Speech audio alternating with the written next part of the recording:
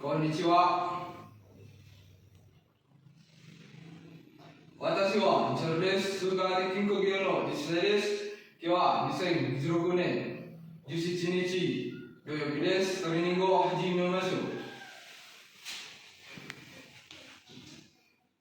1、2、3、4、5、6、7、8、9、10、11、12、13、14、15、16、17、18、19、20。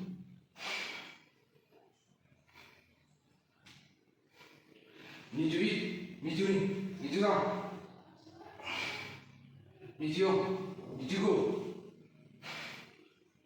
26、27、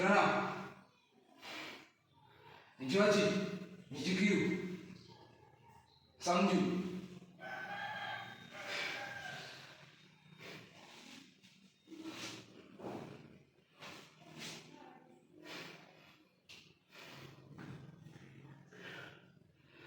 31、32、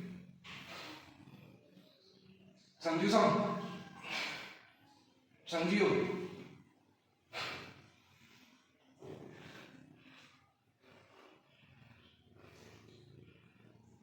35、36、37、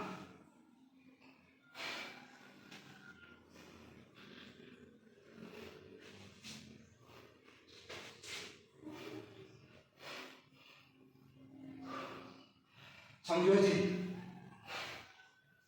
39、40。